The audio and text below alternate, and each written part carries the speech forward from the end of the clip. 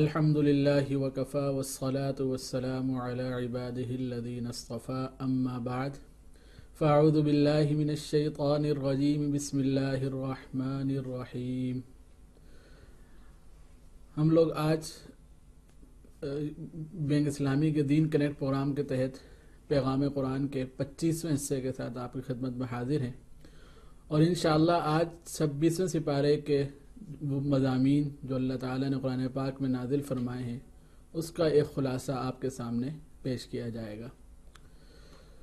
26واں سپارہ سورہ احقاف سے شروع ہوتا ہے، اور سورہ احقاف میں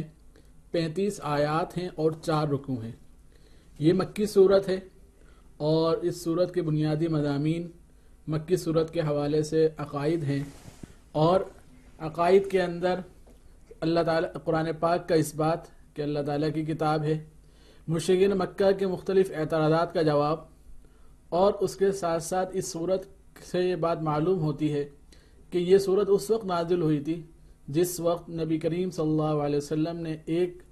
جماعت جو جنوں کی جماعت تھی ان کو قرآن پاک کی تلاوت سنائی، اور احادیث سے یہ بات معلوم ہوتی ہے کہ یہ واقعہ ہوا تھا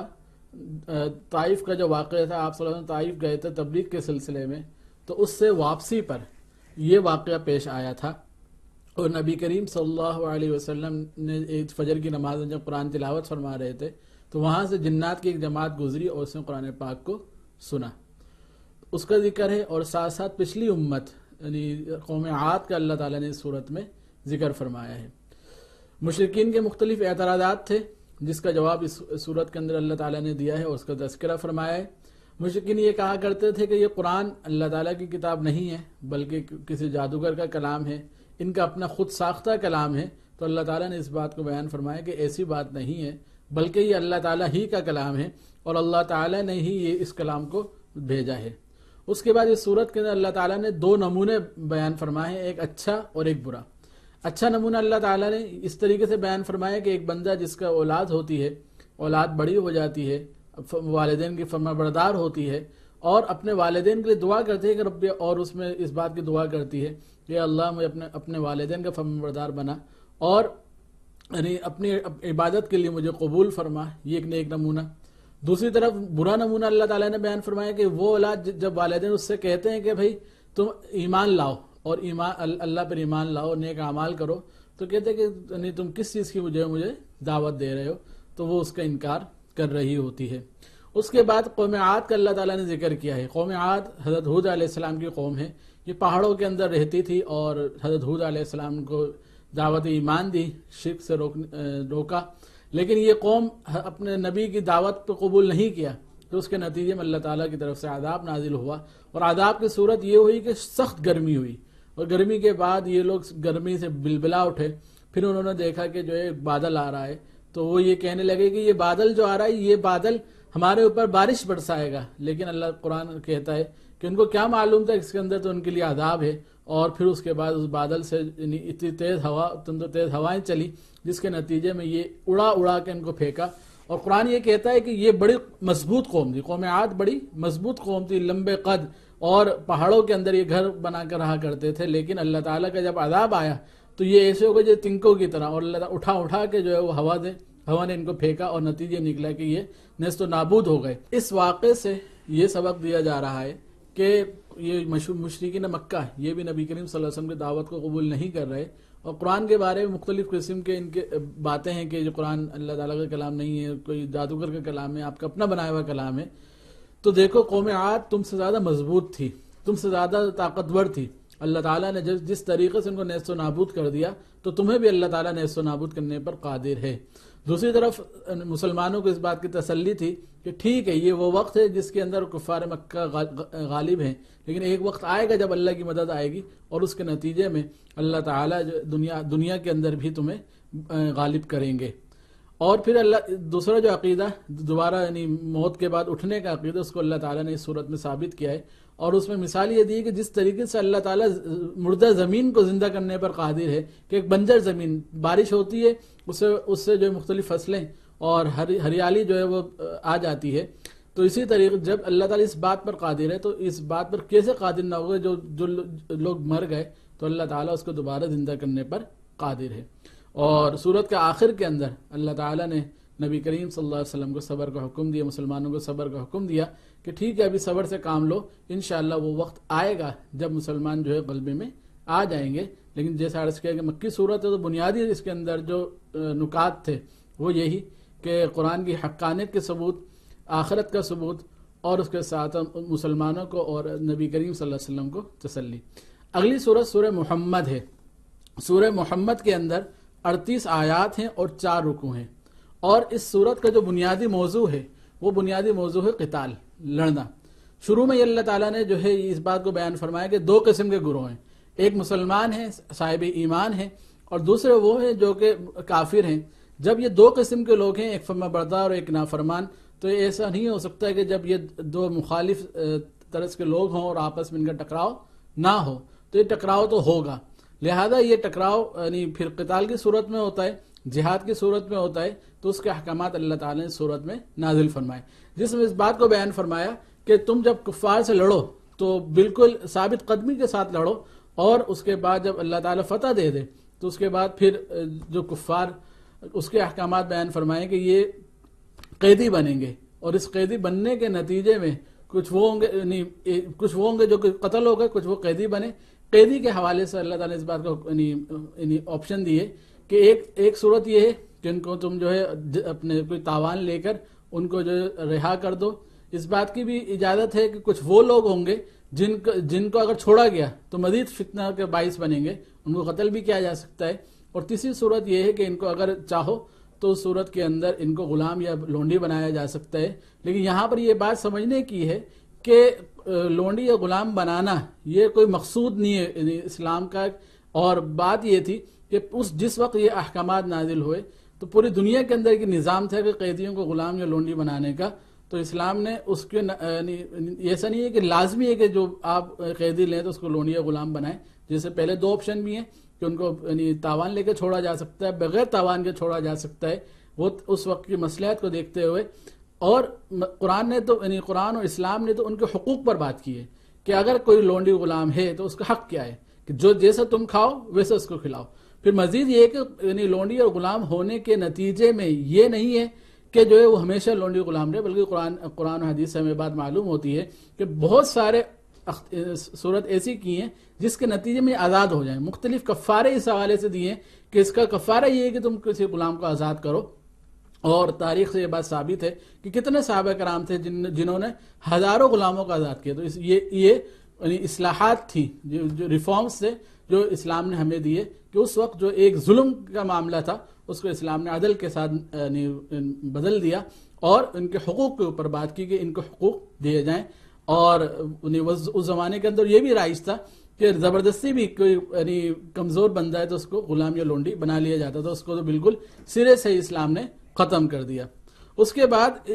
مزید اس صورت کے اندر ظاہری بات ہے جب قتال کا معاملہ ہوگا تو دونوں طرح کے لوگ ہوں گے۔ ایک طرح کے وہ لوگ ہیں جو کہ صاحب ایمان ہیں اور جہاد کر رہے ہیں، دوسرے قسم کے وہ لوگ ہوں گے جو کہ منافقین ہیں، جو جہاد سے بھاگتے ہیں، جن کے دلوں میں دنیا کی محبت بیٹھی ہوئی ہے تو وہ جہاد سے بھاگ رہے ہوتے ہیں، تو ایسے لوگ بھی ہوں گے، تو ان کا بھی حال بیان فرمایا۔ اور ساتھ ساتھ جو لوگ صاحب ایمان ہیں، دنیا میں جو ہے لڑے اور اللہ کو اپنی جان دے دی، تو ظاہری بات ہے اگلا جو انجام ہے ان کا وہ جنت کی صورت کے اندر ہے۔ تو جنت کے مختلف حالات جھلک اللہ تعالیٰ نے بیان فرمائی کہ وہ ایسی جنت ہے جس کے اندر اللہ تعالیٰ نے مختلف نہریں جو ہے جاری کی ہوئی ہیں، جس کے اندر دودھ کی نہر، شراب کی نہر، شہد کی نہر، اور ایسی نعمتیں جس کے کسی دل کے اوپر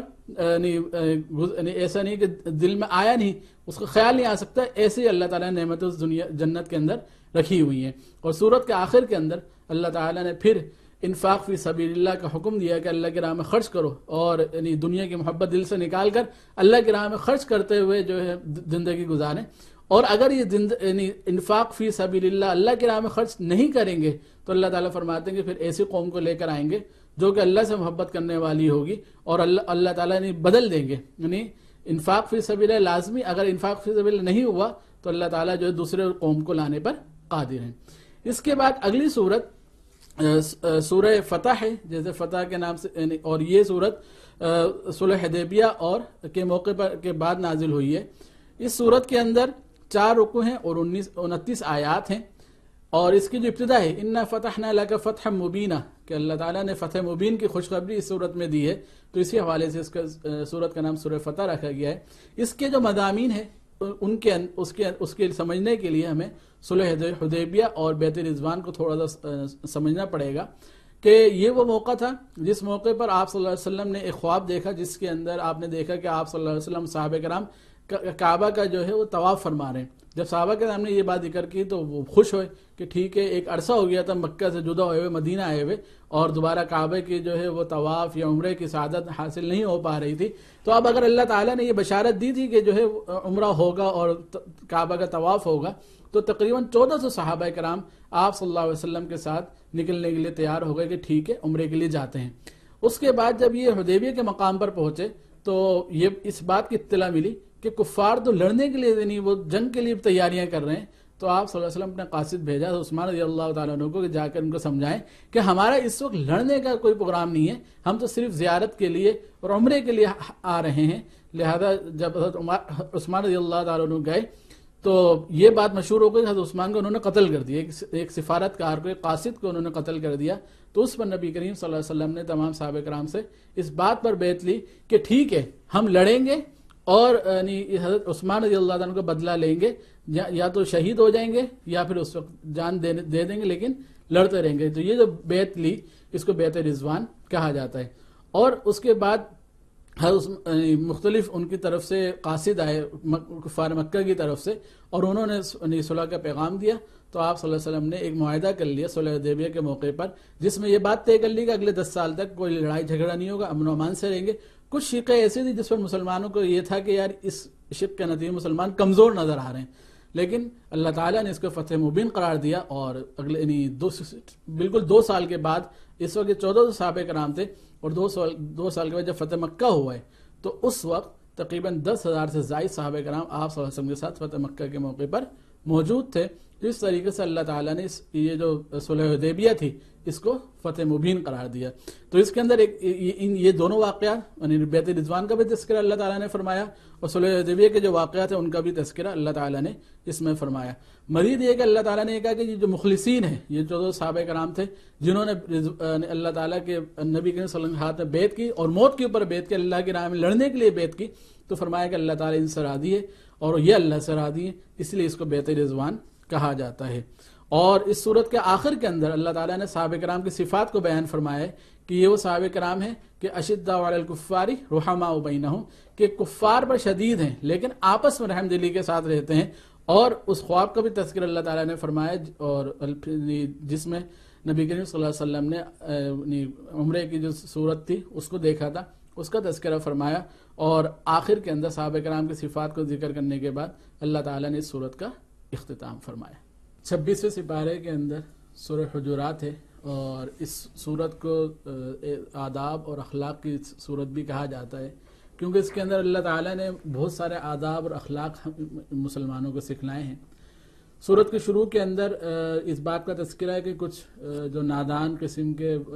دیہاتی لوگ تھے وہ نبی کریم صلی اللہ علیہ وسلم کو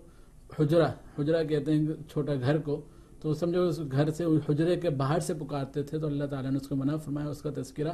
اس صورت کے ابتدا میں حجرات کا، تو اسی کے مناسبت سے اس صورت کا نام سورہ حجرات رکھا گیا ہے۔ اس کے جو موضوعات ہیں وہ آج کل کی ہماری زندگی کے حوالے سے بھی بہت اہم ہیں۔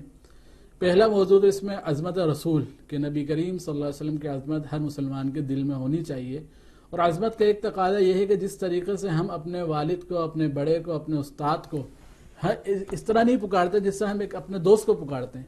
تو جب والد اور دوست کو ہم برابر نہیں کرتے تو ایک اپنے برابر کے کسی ساتھی اور نبی کو ہم کیسے برابر کر سکتے ہیں؟ تو اس بات کا قرآن نے اس بات کا تذکرہ کیا ہے کہ نبی کریم صلی اللہ علیہ وسلم کو پکارنے میں ایسا نہ پکارو جیسے تم آپس میں ایک دوسرے کو پکارتے ہو، بلکہ بہت ادب کے ساتھ، بہت احترام کے ساتھ اللہ کے نبی کا نام بھی لو اور اللہ کے نبی کریم صلی اللہ علیہ وسلم کو پکارو بھی۔ اور یہ تو بالکل نہ پکارو کہ جو گھر کے باہر سے آوازیں دے رہو، انتظار کرو جب نبی کریم صلی اللہ علیہ وسلم خود فارغ ہوں گے تو گھر سے باہر تشریف لے آئیں گے۔ اس کے ساتھ ساتھ یہ عظمت بھی صرف کافی نہیں ہے۔ کئی دفعہ ہم کہتے ہیں کہ ہمیں نبی کریم صلی اللہ علیہ وسلم بہت عظمت ہمارے دلوں میں، ہم بہت محبت کرتے ہیں، بہت عشق کرتے ہیں، لیکن اس محبت اور عشق کا تقاضا یہ ہے کہ ہم نبی کریم صلی اللہ علیہ وسلم کی اتباع بھی کریں. تو قرآن نے اس بات کا بھی حکم دیا کہ جس معاملے کے اندر اللہ کے نبی نے کوئی بات فرما دی بس وہ آخری ہے، اس میں پھر اپنی رائے چلانا اور اپنے کوئی رائے رکھنا یہ ٹھیک نہیں ہوگا، بلکہ اللہ کے نبی کی جو فرمان ہے، جو بات ہے، وہ آخری ہے اور اس کو حتمی سمجھا جائے. اس کے بعد معاشرے میں جو مختلف مسائل ہیں اس کی طرف اشارہ کیا گیا اور اس کے حوالے سے آداب اور احکام سکھلائے گئے. ایک سب سے بڑی چیز ہے وہ ہے جھوٹی خبریں. تو اس صورت کے اندر اللہ تعالیٰ نے فرمایا کہ جب تمہارے پاس کوئی فاسق آدمی کوئی خبر لے کر آئے تو اس کو دیکھ لیا کرو، جانچ پرکھ اس کی کر لیا کرو کہ بات ٹھیک ہے یا نہیں ہے. آج ہم اپنے معاشرے میں دیکھتے ہیں کہ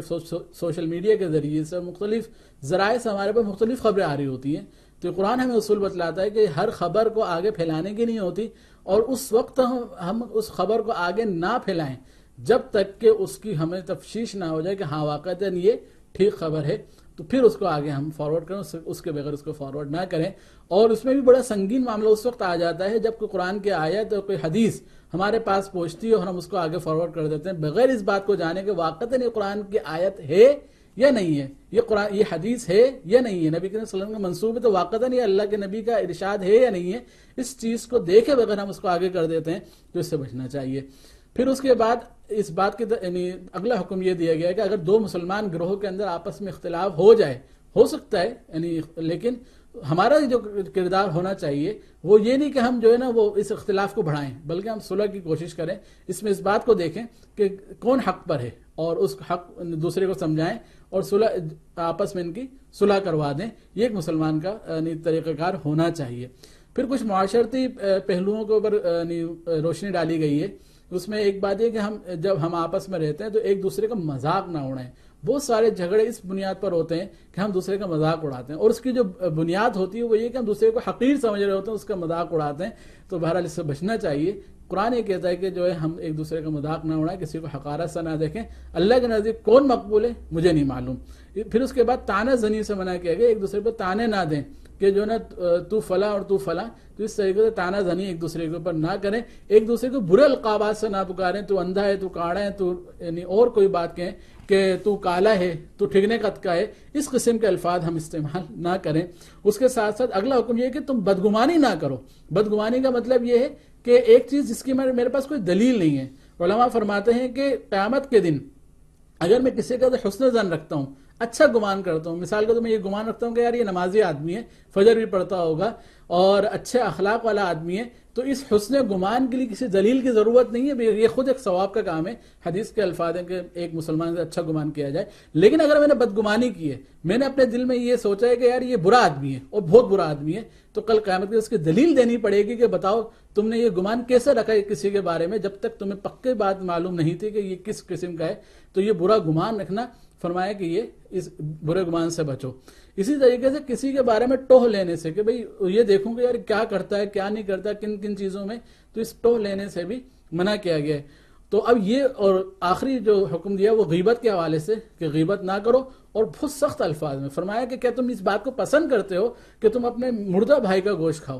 اپنے مردہ بھائی کا گوشت کھاؤ. تو یہ جو احکامات ہیں کہ کسی کا مذاق نہ اڑاؤ، بدگمانی نہ کرو، کسی کا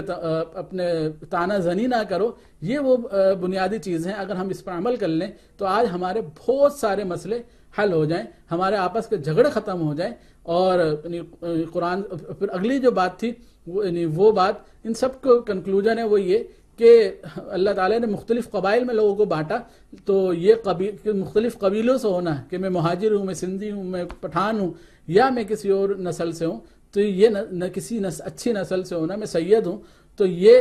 اللہ تعالیٰ کی یہاں کامیابی کی ضمانت نہیں ہے. تم میں سے بہترین وہ ہے جو تقوی میں زیادہ ہو. ایک بلال حبشی، حبشہ کے رہنے والے، کالے اور موٹے ہونٹ والے، اللہ کے نبی کے جب فرما بردار بنے تو اللہ تعالیٰ نے جو ہے ان کو وہ مقام دیا کہ جو بڑے بڑے عرب کو ابو جہل وغیرہ اور ان کو نہیں ملا، جو نسل کے تھے، جو سید تھے، سید اس معنی میں کہ قریش کے تھے، لیکن ان کو وہ مقام نہیں ملا. لیکن تقوی کے ساتھ ان لوگوں کو وہ مقام مل گیا جو ہم بظاہر سمجھتے ہیں کہ کالے ہیں یا ہلکی قبیلے کے ہیں یا ہلکی ذات کے ہیں. تو میرے بہنوں، دوستوں، بزرگوں، بات یہ ہے کہ ہم اس بات پر غور کریں کہ اصل جو چیز ہے وہ تقوی ہے، اور تقوی اختیار کریں، گناہوں سے بچیں، جتنا گناہوں سے بچیں گے اتنا اللہ تعالیٰ ہمیں تقوی کا نور عطا فرمائیں گے، اور اس کے نتیجے میں ہمارے بہت سارے مسئلے مسائل انشاءاللہ حل ہو جائیں گے۔ اور اس صورت کے آخر کے اندر اللہ تعالیٰ نے اس بات کو بھی بیان فرما دیا کہ صرف زبانی یہ کہہ دینا کہ میں مسلمان ہوں یہ کافی نہیں ہے، صرف زبانی یہ کہہ دینا کہ میں مسلمان ہوں یہ کافی نہیں، جب تک عمل نہیں کرو گے تو یہ تمہارا ایمان کامل نہیں ہوگا۔ اگلی سورت سورہ قاف ہے۔ سورہ قاف مکی سورت ہے، اور اس کے اندر 45 آیات اور 4 رکوع ہیں، اور اس کا جو بنیادی موضوع ہے وہ آخرت ہے کہ، اور اس کے اندر اللہ شروع میں تو اس بات کو بیان کیا گیا ہے کہ جب اللہ کے نبی یہ فرماتے ہیں کہ تمہیں دوبارہ زندہ کیا ہے، کیونکہ یہ کوئی عجیب باتیں کرتے ہیں، اور قرآن جو نازل اس کے بارے میں کہتے ہیں کہ یہ ایک انسان کے اوپر کیسے نازل ہو گیا، تو اللہ تعالیٰ نے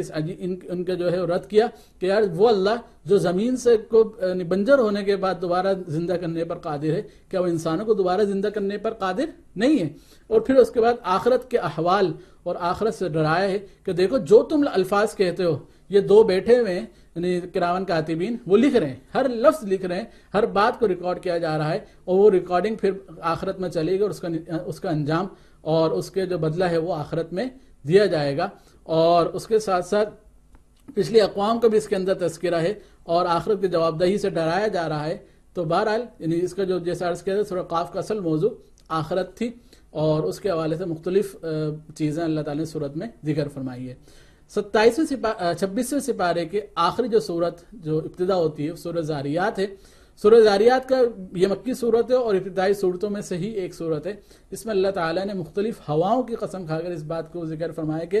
قیامت آ کر رہے گی، قیامت آ کر رہے گی۔ شروع والزاریات ضربن سے ہوتی ہے، اس لیے اسی مناسبت سے سورت کا نام سورہ زاریات رکھا گیا ہے۔ تو ابتدا میں تو اللہ تعالیٰ نے قیامت کے حق ہونے پر، اور یہ کہ قیامت آ کر رہے گی، اس پر قسمیں کھا کر اللہ نے یہ واقعہ ہونے ہی والا ہے۔ پھر اللہ تعالیٰ نے اس بات کو بتایا کہ وہ لوگ جو اس نبی کی بات کو مانتے ہیں، تقوی اختیار کرتے ہیں، ان کے اچھے انجام کو بتایا کہ اللہ تعالیٰ نے ان کے لیے وہ کچھ رکھا ہوا ہے جو نہ کسی آنکھ نے دیکھا نہ کسی کان نے سنا، تو